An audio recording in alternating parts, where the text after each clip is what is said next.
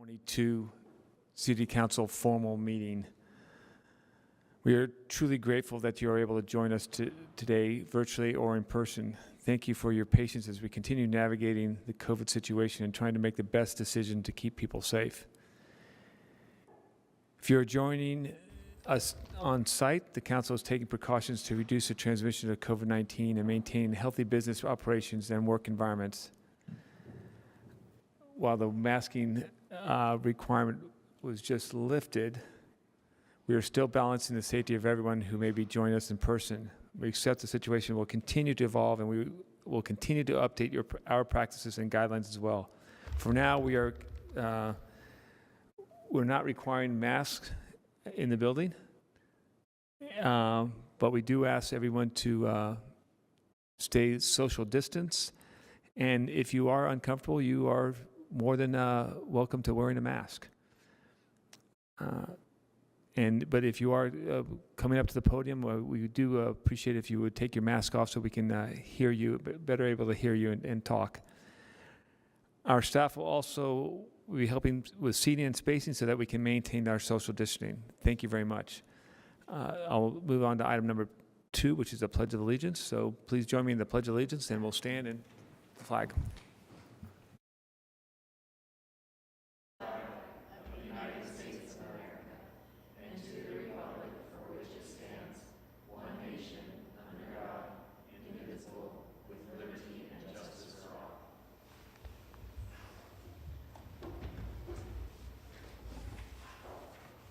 Item number 3, welcome to everyone who has joined us tonight, the public meeting rules. If you're joining us for the public comment opportunities later on the agenda, we're also accepting your comments in person and also through WebEx. And for those who only option is to call in, staff will be monitoring a separate telephone line.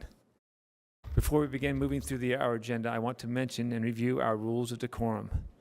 These are guidelines that the City Council has always had in place to help our meetings progress in an orderly, civil, efficient way so that everyone has the opportunity to voice their opinions without feeling intimidated. In order to achieve this, our rules of decorum begin at the moment you arrive in person or into our virtual meeting. We respect all points of view and we welcome new insights. While giving your comments, please be respectful, avoid yelling profanity or making racial slurs, obscene or defamatory remarks. If you violate this rule, your line will be muted or you'll be asked to stop. If you feel the need to use profanity or disrespectful remarks to express your point, you're welcome to email council members or call our comment line. In addition, our staff will request your name during the WebEx registration process. To limit disruption, your name cannot include a message or violate our rules of decorum. If your name doesn't meet this requirement, then our staff will make contact with you to gather that information from you. For those joining in WebEx, please monitor your chat in case we try to reach out. Scott Corpany from our staff is helping to moderate the WebEx portion of our meeting and will be messaging with the attendees to coordinate on any messages or any questions with your registration. Staff is handling a number of tasks, so please limit messaging to technical issues and minimal changes to your registration.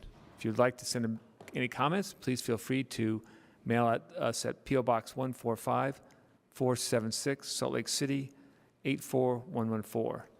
Email us at council.comments@slcgov.com or call us at 801-535-7654.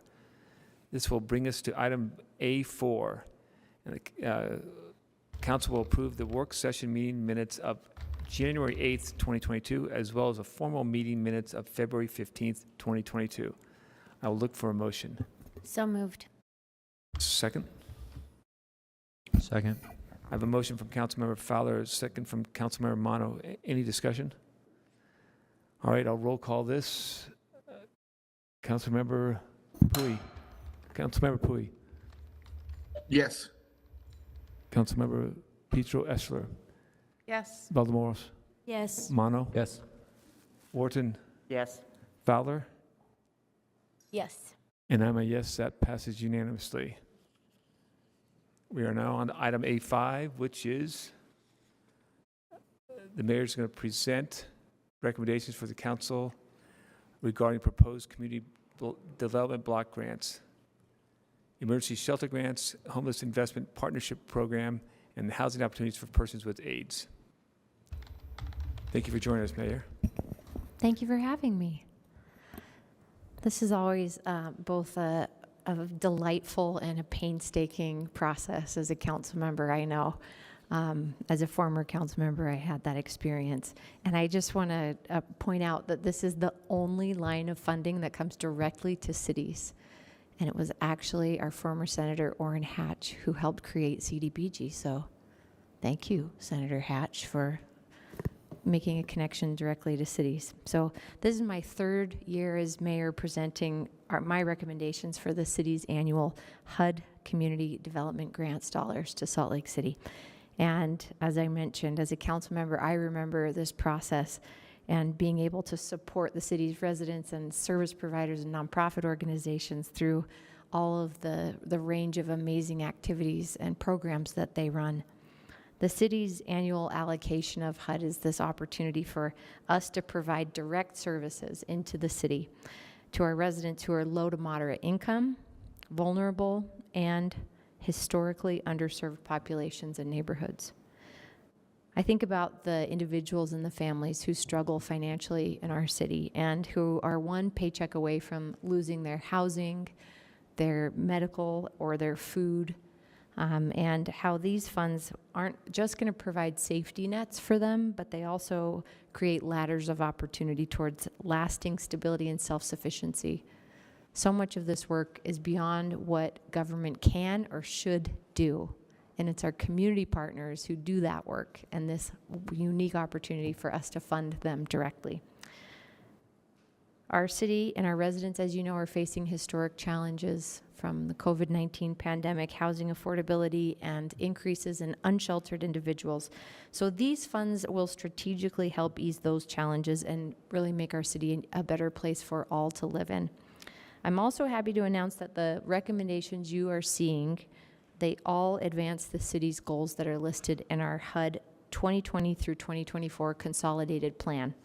And those are affordable housing, homeless services, access to transportation, building a resilient community, and behavioral health. I'm also happy to tell you that some of the recommendations specifically advance the goals for my administration for 2022, which you know we released in January, early February with our slcmayorplan.com, which we do every year. One of those is a new project. It's called the ICAST project, and you'll see it is recommended for funding under CDBG, and it's a new zero emissions residential rehabilitation program, and it converts 54 affordable units from natural gas to all electricity. It improves the weatherization of 54 units, and of course it helps improve our air quality as a city. There's also a funding recommendation for improvements in the ballpark community, and that's in partnership with our transportation department. This recommendation helps increase the safety and ADA accessibility for pedestrian crossings at the ballpark track station along 13th South. When I was a council member, I can't tell you how many times I took pictures while waiting for the tracks train to come by of pedestrians crossing right there at the gate where there is no pedestrian crossing. You'll finally see that recommended in this batch of funding. So I give you these recommendations for your review and hopefully your final support and determination. And it also begins the public comment process. I remember this being such a moving and compelling night of public comments. I hope that our public weighs in on these issues as they have historically. And I have to thank our resident advisory boards who put in so many hours volunteering and scrutinizing the applications and measuring them against what our plan is as a city to make sure that they not only comply with what HUD has directed these dollars to do, but they advance our goals as a city. So thank you to all of our citizen volunteers who brought the recommendations to me, and now I bring them to you. Also to our city's housing stability division for shepherding this annual process through and making sure that we're compliant and providing guidance. I know that they're ready to give you any responses that you might have about why the recommendations or how the scoring happened. I think we have some of the best people in the country working on these applications on our behalf as Salt Lake City employees. So take advantage of their great minds and expertise. I don't see them on there, but I know they're on here listening somewhere. So with that, thank you very much for giving me a chance to present. Thank you very much, Mayor. Mr. Chair, may I have a point of personal privilege? Yes, ma'am. I just want to thank the mayor for this. And I have to say, for our newer council members that haven't been through this process on this side of it, I think that Victoria has actually been on the through this process on that side of things. But it is one of my favorite things about being a councilwoman, even though sometimes it's one of the most frustrating things. But at the end of the day, when you get to award these funds to so many deserving, I mean, we wish we could award to everybody, but so many deserving organizations, it's quite fulfilling in a lot of ways.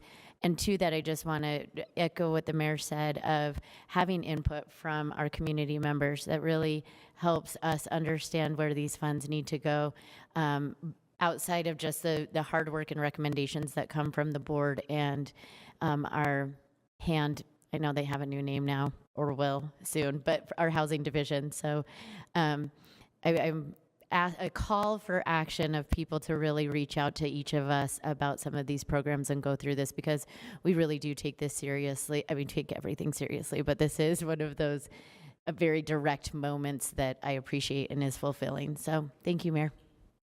Thank you, Mayor. Thank you, Councilmember Fowler. Thank you, Council. All right. We got our work cut out for us there. Moving on to item B, which is public hearing. Now we begin our public hearing. Taylor Hill on our staff will be calling the names for those who wish to comment. We will call names of people joining on WebEx and in person based on the order of registration or received comment cards. Once we open the public comment, Taylor will announce 3 names at a time so that the people can have some notice and be prepared to speak. When it's your turn to speak, Taylor will announce your name. For people on WebEx, you will unmute your line and you may begin. For people in person, please step up to the podium. Feel free to remove your mask to make your comments into the microphone. Once you begin, please state your name and the 2-minute timer will start. At the 2-minute mark, staff will announce time. If you are unable to finish your comments, please send the rest of your comments via email, mail, or calling our office. Your contact information is posted in the meeting room or in the WebEx chat. If you do not wish to speak, please either message our staff, or when staff states your name, please let us know you're here to listen. Our first public hearing, item B1, is regarding the resolution to Art Barn Public Benefits Analysis. And I have Sylvia to introduce this. Thank you, Mr. Chair. Can you hear me? Yes. Great. The Art Barn is a city-owned property located at 54 Finch Lane.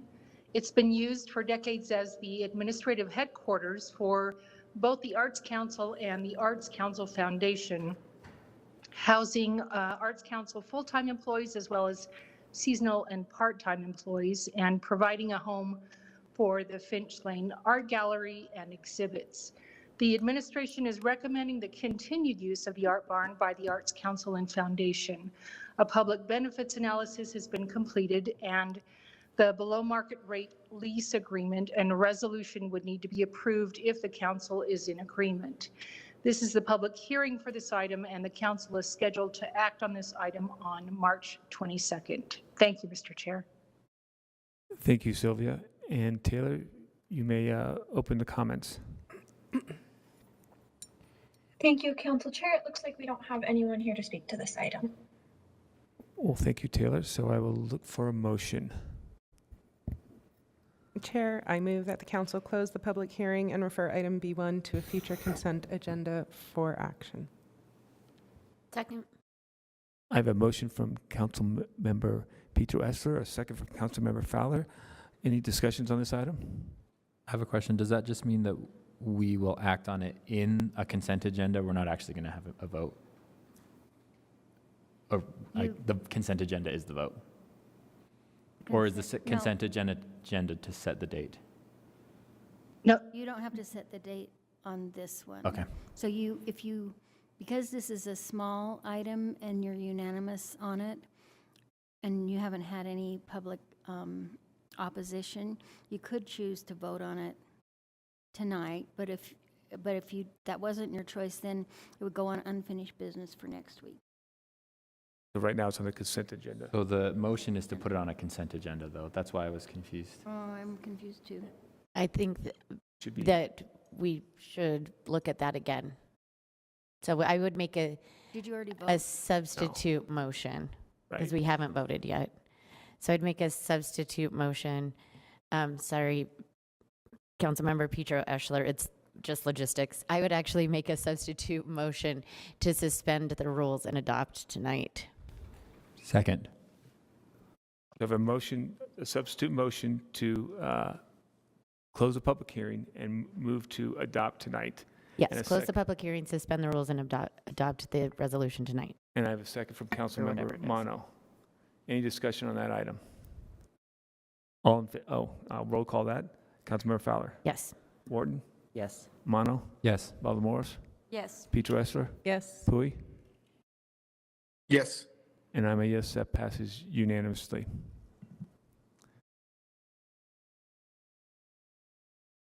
Move on to item B2, public hearing regarding budget amendment number 6 for fiscal year 2021 to 2022.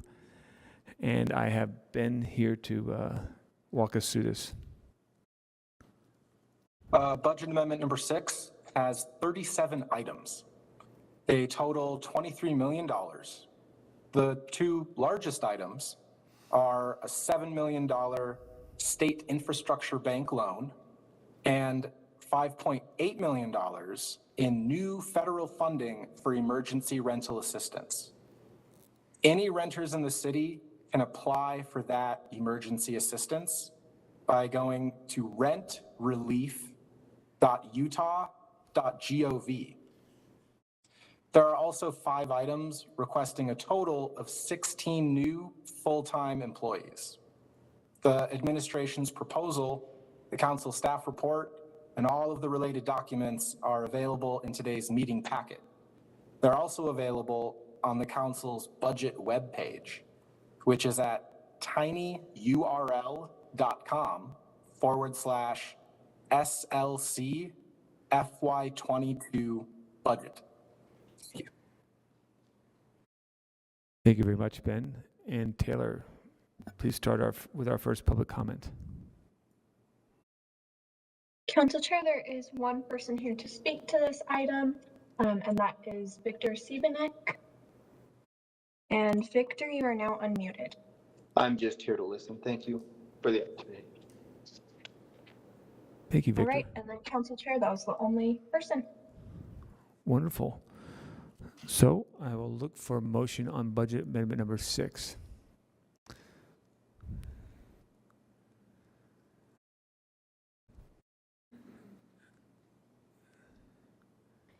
Mr. Chair, I would move that the council close the public hearing and adopt an ordinance amending the FY 2021-2022 final budget of Salt Lake City, including the employment staffing document only for the items as shown on the motion sheet.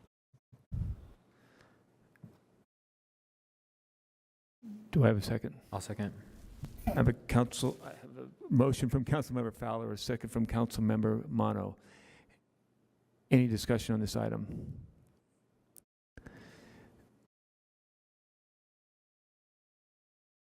I have a question. We're entertaining additional. There's additional motions on the sheet for afterwards. Yeah. And then there's also items of the budget amendment 6 that are not on this list that are also for future discussions. So this is really a partial adoption of budget amendment 6 listed on the sheet. So at this moment, we're only voting on these ones. The long list. It's a long list, Okay, just making sure I'm voting on right? There's everything. 2 that are just below that, motions 2 and 3 that are not on that list. As all well the as things. A3, A8, As E4, well as- and I2, which are going to be considered at a future date. A3, A8, E4, and I2, exactly. So the yes, I'll second that motion. So the motion on the floor is for closing the public hearing, partially adopt the list that's shown on the motion sheet. Okay, so I have a motion from Councilmember Fowler, a second from Councilmember Romano. No further discussion? I will roll call this. Councilmember Pietrastra. Yes. Valdemoros. Yes. Mono. Yes. Wharton. Yes. Fowler. Yes. Pui. Yes. And I'm a Yes. yes. Yes, and I'm a yes. That passes unanimously. Mr. Chair, I further move that the council approve item A7 as part of budget amendment number 6. Do I have a second?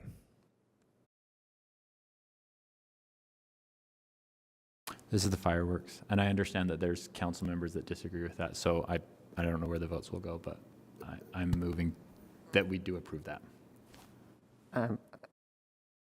I'll second it.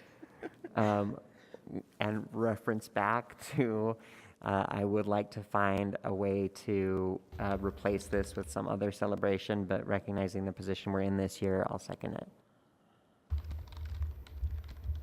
Did I read it right? Yeah, I'm just saying that is in the motion sheet. So I have a motion from Councilmember Mono, a second from Councilmember Wharton. Is there a discussion on this? Yeah, I wanted to clarify with Councilmember Wharton. You're saying yes to have fireworks this year, but next year have something else? Or are you saying let's keep these funds for celebration, but not fireworks this year? No, I'm saying this year, I think that given the timeline issues that Lisa Schaefer raised with us last time, we're kind of in a bind. We don't have other options for this year. So I think we should go ahead with funding the fireworks this year. And I say that based on the fire department saying that it's their perception that this does reduce individual use of fireworks, but I think we should move away from having fireworks displays. And that's my intention as well. Are we at the discussion part? We're not done with this. This is a discussion. Does the drought information that we were presented today by Laura Briefer impact this at all? It seems Yes, that it does. It seems as though we're not going to be in a safe place by the time we ignite these fireworks. I think based on the drought report. The drought report, I was just saying that we were presented during work session. It feels like that should really inform this decision more closely.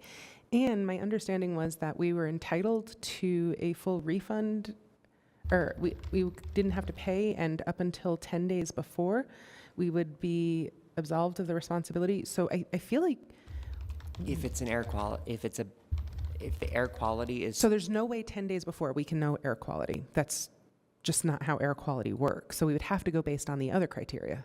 And we can ask Ben, but I think I remember reading that the drought was a restriction that we could enforce that on this.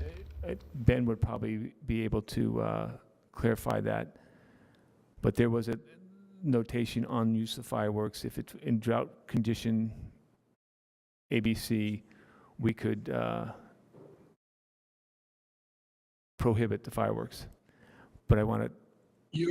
You're correct, Mr. Chair. The administration indicated that the fireworks show could be canceled if the drought was above a 1.2 on a federal severity index. And Councilmember Picho Eschler is also correct that the fireworks show would need to be canceled 10 days in advance in order to get a refund. And I just wanted to add the 10-day in advance air quality prediction has been sort of possible with the wildfire events that have lasted weeks in the last couple of summers. So those were predictably continuous circumstances. So there is a little bit of predictability. Thank you. Thank you. So there is that, the drought is still on the table, and so is the air quality side of the house. Mr. Chair. Go ahead, Councilmember Pui. Yeah, so I wanted to, give it another try to my fellow council members, and I know that, no being in the room makes it hard for me to see faces and understand what everybody is at this, but I still believe that this is an incongruent expenditure for this administration and this city. We are talking about air quality, and I think that's, it is a very important thing. While, just fireworks burn, $25,000 worth of fireworks burn in 30 minutes, it's not necessarily impactful as far as maybe impactful in our overall air quality. I think it is a symbol. And I also think that we need to find other ways of celebrating. And I know that this timeline might be too short to find out, but I believe that this administration can figure it out. I mean, I have never met so many talented people working together in a group. So we live in a desert.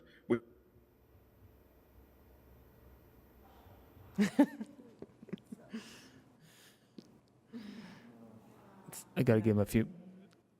But it should walk talk. Okay. Last started a fire. I would like to hear your last two sentences, if you could remember those two.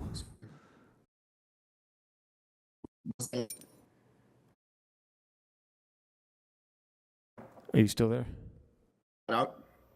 Oh, okay. So we Am I missed. still on? Yeah, you're still on. We missed your last couple sentences. Sorry. So sorry. This internet sucks. So I think that our city needs to walk the talk. And last time I attended a big event, that one big event started a fire. And I also talked to the fire chief, and the fire chief talked about not having data for this. And if the administration wants to minimize the use of fireworks, maybe we should allocate this money for educating the population about not using fireworks. And I think that we can figure out other ways to celebrate. And that is my last pitch about this. Thank you. Thank you, Council. I have a question, and I asked the vice chair, but we don't know. What if we had a celebration lockbox where we could put this $25,000, just remain there, not do the fireworks, and this is maybe an Amy idea that we had, and then use the $25,000 for this year and for next year towards another type of celebration that doesn't include fireworks? Is that possible, where we keep the line item celebration, Right. $25,000 celebration, but this year no fireworks, and we won't use that money until next year? So you're looking to change the motion to make a different motion. Yes, if it's possible, like logistically and then legally, how we separate the funds and not use the funds being proposed. We could also vote on this motion, and if it fails, then we could say this $25,000 is still out there. Yeah, I guess the last thing I'll say is just, I mean, we've talked about this before, and I know that we're not going to get to consensus, and I think that's okay. I totally hear the concerns that Councilmember Pui is raising and other council members are raising about air quality, fire safety. I also feel that in this year of, I mean, hopefully in July it'll still be safe to gather and to celebrate, and I would hate for us not to be able to celebrate the 4th of July in our city because it sounds like it is just frankly too late to come up with an alternate plan for this year. So I guess weighing all of the concerns about fireworks with the need that I feel to celebrate with my community, I think I would rather keep the fireworks show for this year and then, but be very clear that we want a different type of celebration in 2023, whether it be a light show or a laser show or drones or whatever the case may be that can help us celebrate in a more environmentally friendly way. You have a parliamentary question? Yeah, is that? Yes. And others may need to chime in, Katie in particular, but we need to answer Councilmember Valdemora's question of whether that it could be a substitute motion, or if it would need to have this motion voted on and that be an additional motion if this fails. and I'll give you my best guess, but typically in the council, you avoid having a substitute be the opposite of what the main motion is. And so it's a matter of interpretation as to whether this is the opposite of that. But one spends the money on fireworks this year, the other spends the money on something else this year. Next. Oh, no, Anna's is this year. To save this line item in a budget for celebration. Oh, so you wouldn't appropriate any money this year? Right, because there's not enough time to do anything. Oh, there is. No, there, Even though it is March 1st, we still have. I don't think that's the answer. Sorry, what I'm saying is I wanted to keep the line item as a funding for celebration, but because we are told that there's not enough time to do anything by July 4th, so we cannot come up with anything else, then maybe we keep that money in a lockbox and add it to next year's celebration. So you're not funding anything that would take place this year? Right. And so the group would have to decide, is that the opposite of what Council Member Mono was saying? And Because go ahead, Councilmember Fowler. You had there's a. Well, I think we need to clarify the parliamentary question here, and that is, do we need to vote on the motion that was at the beginning, which was Chris's motion to fund fireworks this year, Darren's motion to fund fireworks this year, and second by Chris.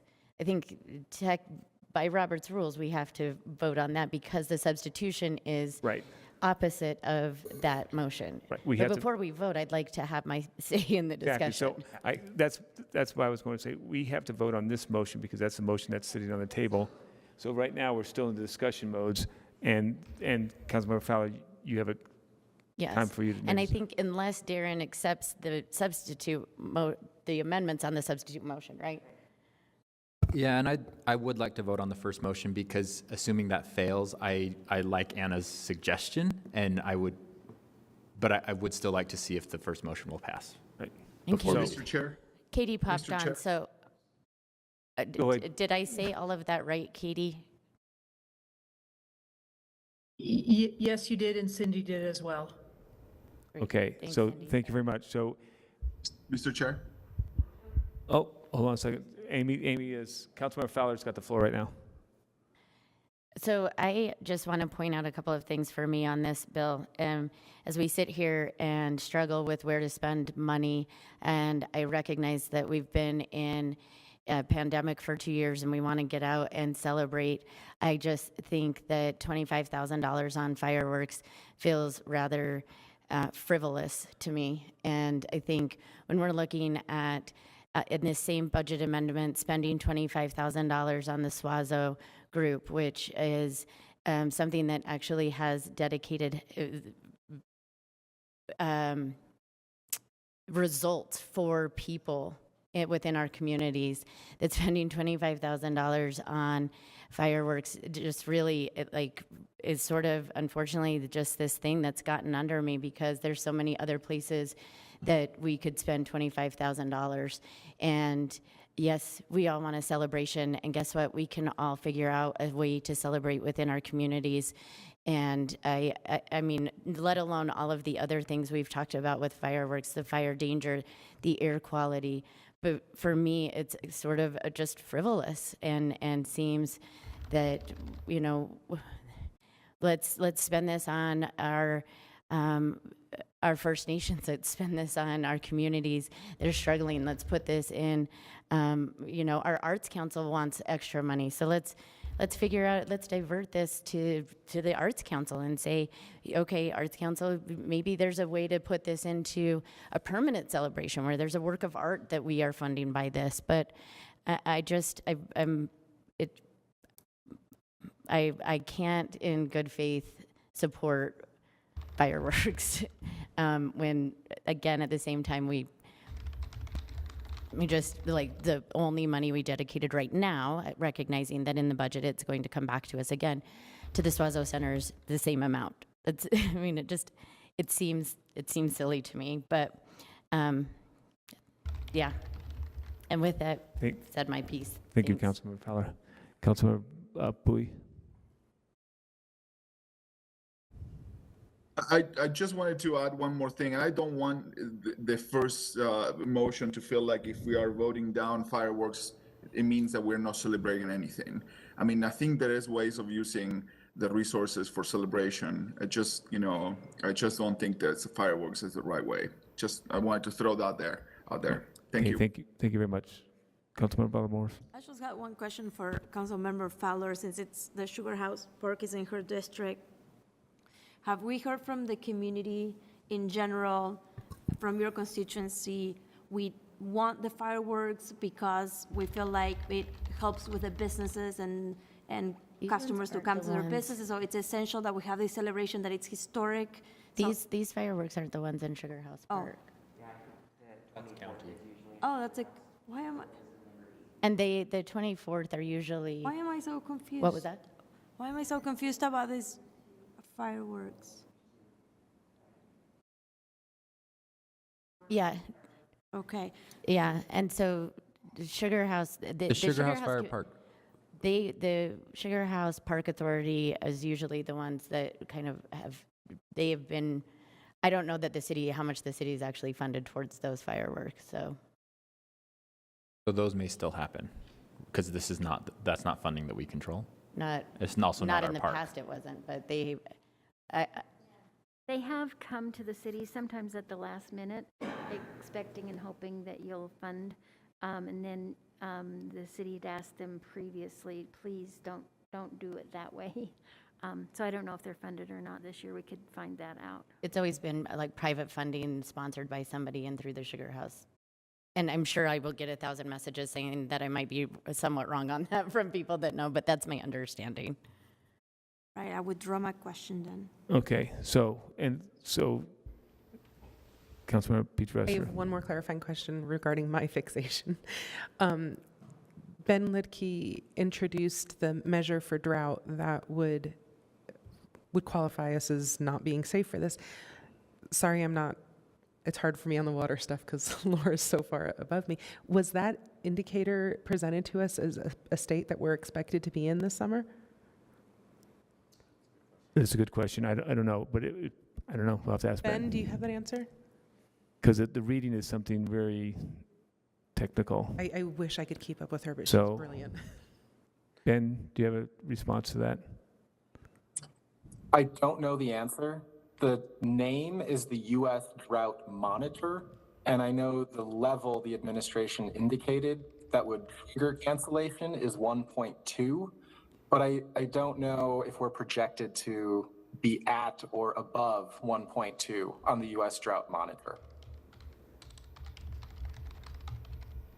So But it's still out there, and I'm not sure what that level is. But right now, that we still have the motion on the table, as read by Councilmember Mono, second by Councilmember Wharton. We'll conclude the discussion at time, and we'll roll call it. So, Councilmember Ballamores. No. Councilmember Mono. Yes. Councilmember Wharton. Yes. Councilmember Fowler. No. Councilmember Bowie. No. Councilmember Peter Estra. no. And I'm a yes. That motion fails 4-3. Can we make a substitute motion? I move that the It's a new motion. It's a new motion. It's a new motion. Can I move that the 25,000 allocated for fireworks be reallocated to July celebrations within the city to be determined at a later date? I mean, honestly, a battle of the bands, guys. Like, come on, we could do something. I think it would probably have to be more specific to preclude fireworks then, because if you leave it that open, I think it could be fireworks still. So if your intention is to celebrate without fireworks, we would have to probably clarify that motion a little bit. But I mean, I want to celebrate, so let's come up with something I want us creative. to take over Liberty Park and do something really I cool. want to celebrate too. I think it's so just then- a also don't matter of need if the So then I administration can, I move, or if like, someone who's better at motions do this. We also don't need to make a motion on this tonight. We don't need to change this at this point. We can leave the $25,000 is right there, still there. We don't need to make a substitute motion. We can come back and look at that because we have other motions from Budget Amendment 6. We're running out of time for any celebration, so I suggest that we do make a motion, I think. So I mean, what's your motion then? Give me a motion. we could also move to discuss this at a later date. Right. So that's my motion, unless you had a second on your motion over there. I mean, we also have to delegate who plans this now too. So But we can there, put it there on are, no, you're right. There's so many facets to consider. So Yes. Mr. Chair, I would move that we defer this to later council action as we have in the other items on the budget. Exactly. Second. So moving on to the other motion on this, Budget Amendment 6. Do I hear a motion on that one? I further move that the council approve item A9 as part of budget amendment number 6, Arts Council staff increase of 3 full-time employees. Do I have a second? Second. I have a motion from Councilmember Pietrangelo, a second from Councilmember Puy. Discussion on this item? Mr. Chair, just have I will be quick. Because I've mentioned this before. It is not that I don't support these FTEs. I don't think that they need to be in a budget amendment. I would support them and indicate that in the actual budget when we're in budget session. That's my only discussion. If there's no further discussions, I'll roll call this. Councilmember Mono. yes. Councilmember Wharton. I'm sorry, can you restate it? Sorry. This is to support the Arts Council increase of 3 staff. Yes. Thank you. It's a Yes. It's a yes. Councilmember Fowler. No. Councilmember Puy. Yes. Councilmember Pietrangelo. Yes. Councilmember Valdemars. Yes. And I am a yes. That motion passes 6-1. And we will now move on to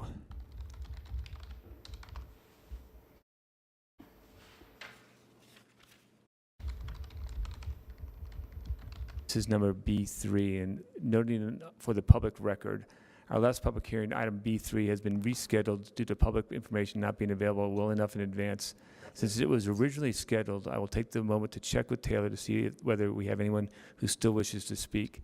And this is the one-year action plan for community development block grants and other federal grants for fiscal year 22 to 23. So Taylor, were there any commenters? Council Chair, there was not. Okay, thank you very much. We will now move on to item C, potential action items. Council Chair, as just back here, I just need to confirm, I apologize, I'm going to jump back, that Councilmember Fowler made a motion to defer item A7 for further action to another meeting. It was seconded by Councilmember Puy, and I didn't hear the vote. Thank you, I don't think Councilmember there Fowler. was one. Oh, yes. Thank you. Yes. So we're at potential action items. We are at the potential action item C1 regarding the ordinance rezoning and master plan amendment for the former fire station number 3 property. Mr. Chair, I move that the council adopt the ordinance. Do I have a second? Second. I have a motion from Councilmember Fowler, a second from Councilmember Mono. Any discussion on this item? No discussion, I'll roll call this. Councilmember Wharton. Yes. Councilmember Fowler. Yes. Councilmember Puy. Yes. Councilmember Pietrangelo. Yes. Valdemars. Yes. Mono. Yes. And I'm a yes. That motion passes unanimously. Item number C2, ordinance rezoning on 1193 West California Avenue. I will look for a motion. Mr. Chair, I move that we adopt the ordinance. Second. I have a motion from Councilmember Mono, a second from Councilmember Wharton. Any discussion on this item?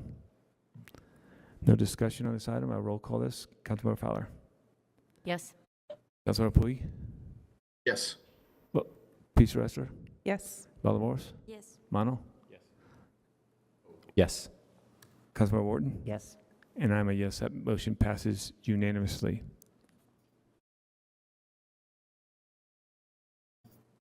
And item C3, ordinance rezone at 2060 North, 2200 West. I move that the council adopt the ordinance. Second. I have a motion from Councilmember Peter Essler, a second from Councilmember Fowler. Any discussion on this item?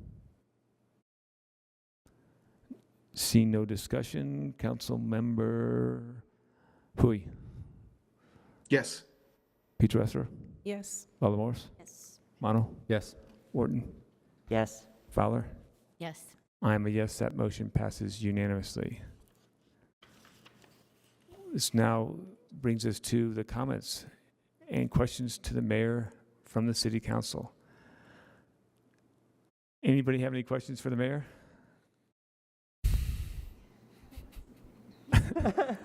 Yeah. What's the name of your dog? I can think of one. The mayor's dog's name is Skip. Thank you. Always a pleasure having your mayor. Thank you very much. Okay, this moves on to the comments to the city council. Now we are at the general comments portion of our agenda for comment about general topics and items that were not scheduled for a hearing tonight. I went over the city council rules of decorum earlier, and those rules apply here as well. We're accepting your comments in person and through WebEx for those joining virtually, and for those whose only option is to call in, staff is monitoring a separate telephone line. Scott Corpenny from our staff is still helping to moderate the meetings and can message with attendees if you need to coordinate. Taylor Hill and our staff will be calling the names of those who wish to comment based on the order of registration or receive comment cards. Once we open public comment, Taylor will announce 3 names on the list so that people have some time notice to prepare to speak. When it's your time to speak, Taylor will announce your name. For the people in WebEx, she will unmute your line and you may begin. For people in person, please step up to the podium. Feel free to remove your mask to make your comments into the microphones. Once you begin, please state your name and the 2-minute timer will start. At the 2-minute mark, the host will announce time and your microphone will be muted. If you are unable to finish your comments, please send the rest of your comments via email, mail, or calling our office. Our contact information is posted in the meeting room or in the WebEx chat. If you do not wish to speak, please either message our staff or when the host states your name, please let us know you're here to listen. Taylor, you can begin with our first general comment. Thanks, Council Chair. It looks like we have 6 people here to speak for general comment. The first of which will be Jen Colby, followed by Tom Boots, and then Pete Taylor. Jen, you are unmuted.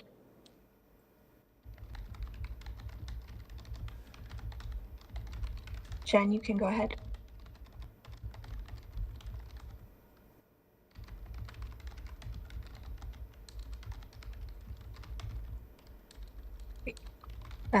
Moving on to Tom Boots.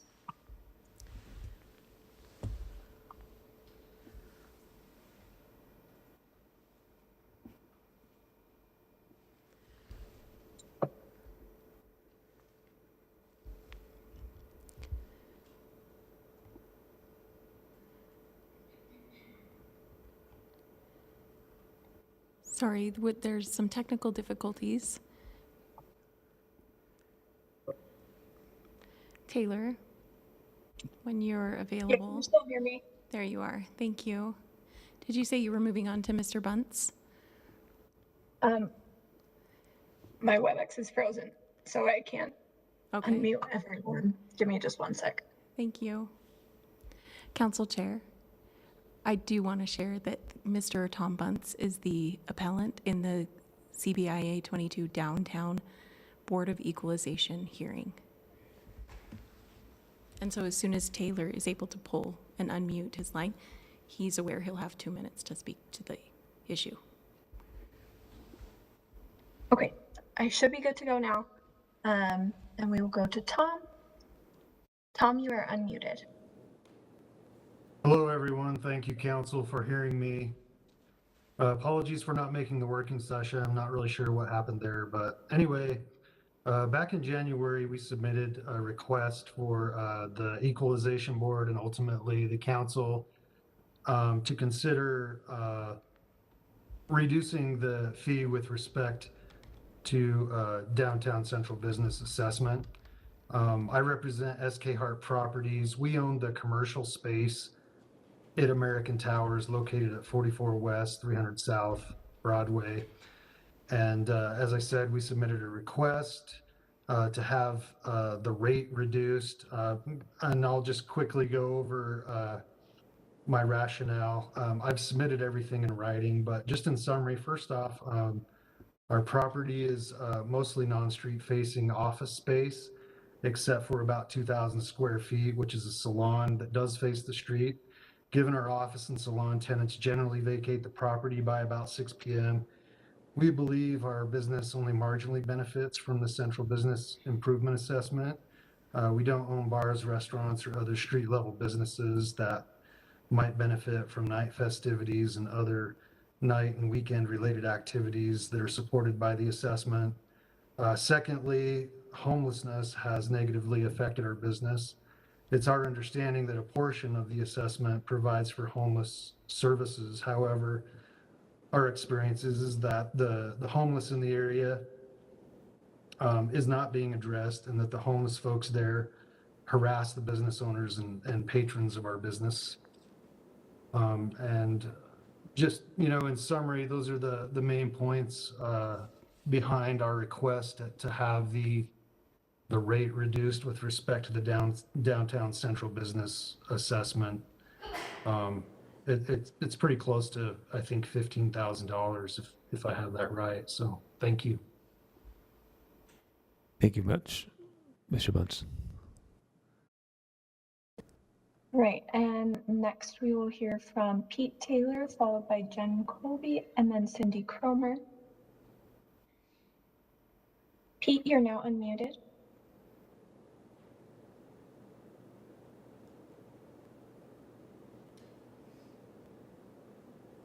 Okay.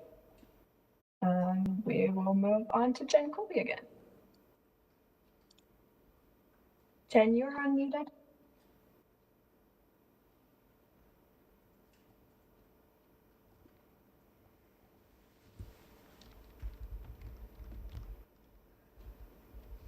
Okay. And then Cindy Cromer. Cindy, you're unmuted. Thank you. This afternoon, I sent you comments that I prepared in 2013 and 2016 on development agreements and the 5 perils associated with using them. Tonight, I want to talk about a 6th peril, the lack of transparency associated with development agreements. I did not clearly identify the lack of transparency in development agreements until your work session on February 15th. What I observed then was the transformation of a negative staff report, 100% negative public comments, and a negative recommendation from the Planning Commission into a positive recommendation which omitted the negative public comments entirely and suggested that the Planning Commission had rushed to judgment. This transformation occurred via a development agreement worked out between the city staff and the applicant. I had difficulty during the work session figuring out what had transpired regarding the application. If you did too, then you understand my point about lack of transparency. What was unfolding was precisely the opposite of what anyone, citizen or commissioner, would have expected based on the hearing in March of 2021. From my perspective as a behavioral scientist, here's what the development agreement offers. The city would get back the 2 units of housing that the property owner stole for commercial use. The neighborhood would get an expanded use inconsistent with the purpose statement of the CN zone. The message is that public input will be ignored and a unanimous recommendation from the Planning Commission won't receive any respect either. A property owner who broke the zoning rules would be reinforced by getting the original request. Thank you for sending the proposal back to the Planning Commission. I hope that your intent was to have the public hearing reopened.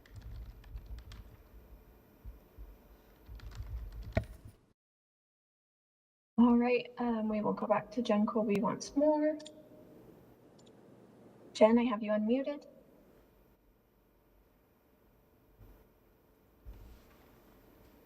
Okay. Jen, I will put in the chat all of the ways that you can make a comment to the council. We will move on to Marcus Hain, followed by Jason Seaton. Marcus is there in person.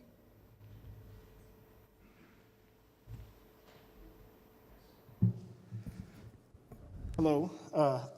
I'm here today to request that a new train quiet zone be established in Salt Lake City along a 13-mile long line of track that's located on the west side of the city. It's my hope to establish this quiet zone on the train tracks that run just east of Redwood Road and north of 200 South. In this area, it's a frequent occurrence for trains to sound their horns as they enter the city, and they sound them for long periods of time and sometimes very late at night, even 2 or 3 in the morning. In the past, there have been some distance and natural obstacles in the way of this noise, but as the neighborhood has expanded, more houses have been built closer to the tracks, and there are many houses now where the residents have to hear these horns on almost a daily basis. I'm especially sympathetic towards some neighbors of mine who have just had their first baby and whose house is less than 100 feet away from the railroad track, with no sound barrier between their bedroom and the train. I understand that the train operators only wish to be safe and alert people as they enter the city, but I still think it would be a good idea to establish this zone. Establishing quiet zones is a normal practice for municipalities where railroads and residential areas coexist. From what I understand, establishing a quiet zone requires action by the city, asking the Department of Transportation's Federal Railroad Administration to add the area to a national registry of quiet zones. There are requirements to establish one of these zones, but on looking through the rules, it appears as though all the train crossings in the area meet those requirements. And I would be grateful if the City Council could put this on a future agenda. And if the Council would like it, I brought documentation for the official rules for establishing quiet zones and a map of the proposed quiet zone. Thank you, Marcus.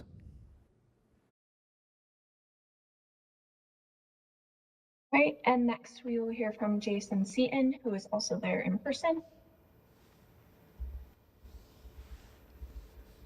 Evening. I'm here from the Poplar Grove neighborhood, and I'm here to kind of express a little disappointment in the city. You can take your mask. I'll make it a little bit easier for us to hear. Better? Yeah, thank you. Oh, yeah, perfect. I'm here to express disappointment in the city and its ability to get things finished in our neighborhood or fixed. We have problems with speeding. I can't seem to get anyone to help me out with speed bumps or humps, and other safety issues, including the homeless in the park. If I go to Liberty Park across town, there's no camping signs, but they're freely allowed to camp and have fires in the camps, in the parks on my side of town. The amount of trash that is built up, I took pictures this morning and yesterday, is chest high from the camps, and it's a huge safety issue. It's very difficult for us to get around on our side of town already, mingling back and forth across the city just to go to places that are safe to walk in neighborhoods. It's becoming less and less safe to just walk around my street. In the last week, I had someone I stopped someone from cutting into my car, and my neighbors ran off to people coming into their yard to break into their house. That's all been caught on camera. We can't seem to get the police to help in patrolling better in our area, and it's gotten really bad. So from this point, last thing I think I'd like to say is the other issue, this is really big, is the corralling of all of these people and issues into our neighborhood all the way around it, where it's Volunteers of America trying to help out people with drug addiction, which is great, but it creates a funnel of, it creates problems in our neighborhood. All the hotels in our neighborhood are starting to be filled up with homeless people from the outskirts of our neighborhood, and the riverbanks are filled up with homeless people. Time. On and on about it. Thank you. Thank you, Jason.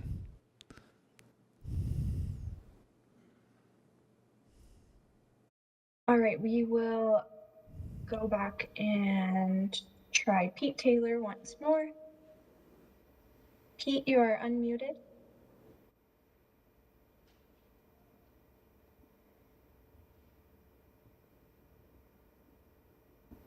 Okay, I am going to send the information to both Jen and Pete. We do apologize that you were unable to make your comments this evening, and we will troubleshoot with you so that this doesn't happen in the future.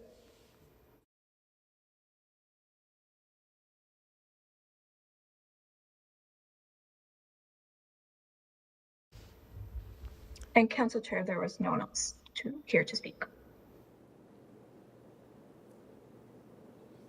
Yeah, so no more commenters? There are no more. Okay, thank you very much, and thank you for the public comments. Appreciate that. We will now move on to item E, new business. There is no new business. And now item F, unfinished business. And this is the item we heard from the property owner, Mr. Bunce, earlier. Wanted to appeal the assessment. We gave him the option to speak. He made his comment at that point. And if there are some questions and answers that we have on this ordinance, which is the assessment of the central business improvement area. Our city recorder and city attorney are available, and our deputy director of economic development to answer questions. So we have Lorena on the screen, and we have Cindy Lou coming up to the table. Mr. Chair, I'll ask a question. I just want to know, first of all, if it's either legal, ethical, or precedented for us to remove one specific property from a special assessment area. I'm going to go ahead and invite City Attorney, Senior City Attorney Boyd Ferguson, who is here to address that question. Councilmember Mono. The answer is yes. Let me just give you a little background. Can you hear me, by the way? Yes. Okay. The underlying legal concept for a special assessment area is that a property is supposed to be benefited in approximately the same amount as the assessment it gets. And secondly, if you look at everyone who's in the district or the assessment area, no one is supposed to have a disproportionate amount that they're having to bear. Okay? So in this particular SAA, there are some 20 things that constitute the economic promotion activities. And they've been in your documents, but it's the holiday lighting, the banners, the publications, newsletters, special events, all sorts of things. And the tricky thing about this one is not every property is going to be equally benefited by every one of those activities, depending on where they are in the downtown area and the nature of their property. But the Board of Equalization has to take into account, generally speaking, do we think they're benefited enough to justify the amount of their assessment? And I think that's what they base their decision on. And that's what he is appealing. He's saying, I'm not benefited to that amount. But that's the call you have to make. But yes, if somebody can prove that they're not being benefited, they should be. Legally, we have to remove them. And we actually did that to at least one, I think, this round. But in this specific case, the Board of Equalizers has determined that that property is being benefited in a roughly equal amount to the assessment. So the recommendation from the Board of Equalizers, or the determination, was to keep the assessment on that property. Am I understanding that all correct? Correct. I defer that to maybe Ben, who was a member, but that's my understanding. That's correct. Is Ben still? Mr. Chair, I move that we adopt the ordinance for the special assessments for the central business improvement area as proposed. Second. I have a motion from Councilmember Wharton, a second from Councilmember Fowler. Any discussion on this item? I see no discussions. I'll roll call this. Councilmember Peter Esser. Yes. Bella Morris. Yes. Mono. Yes. Wharton. Yes. Fowler. Yes. Pui. Yes. And I'm a yes. That motion passes unanimously. We will now move on to the consent agenda of our And I'll look for a motion on the consent agenda. So moved. Second. I have a motion from Councilmember Fowler, second from Councilmember Wharton. Any discussion on these items? Yes, Mr. Chair, I think we need to pull a couple items from that, right? Just setting the dates. I think 2 items. Sorry, I'm missing. Let me get to it. I should know this, but I don't. I think we need to pull. The special permits is the hearing. Oh, you don't need to set that, right? Well, we adopted something, right? That's on it. We did adopt something. Yeah. And I think that we also don't have. Shoot, I was going to be prepared for this, but. I think we pulled. Sorry, Councilmember Amano. Yes. The adoption was the Art Barn public benefit analysis. During the work session, it was discussed that the special event permit and the housing, that the special event permit would need to come back again for discussion, but that you were agreeable to set the date for the public hearing, is my recollection. Yeah, the one that we adopted was the Art Barn resolution. The special event permits of less than 31, we didn't adopt, so we need to set the date. So we're setting the public hearing date today for the 22nd, and that's the first item. That's. I don't, but I was thinking you don't need a hearing.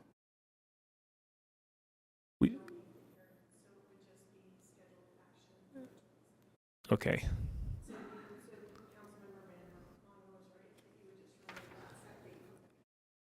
We're saying item G1. G1. Good point. Let's see.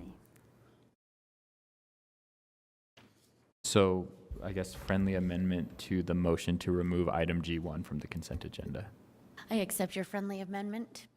Thank you. I secondly accept it. I have a motion from Councilmember Fowler, a second from Councilmember Wharton. Any discussion on this item? Okay, I'll roll call this. Councilmember Valdemoros. Yes. Mano. Yes. Pietrastra. Yes. Pui. Yes. Fowler. Yes. Wharton. Yes. And I'm a yes, that motion passes unanimously. Flipping through my pages here. I think we are done. We are on item H, adjournment. We are adjourned.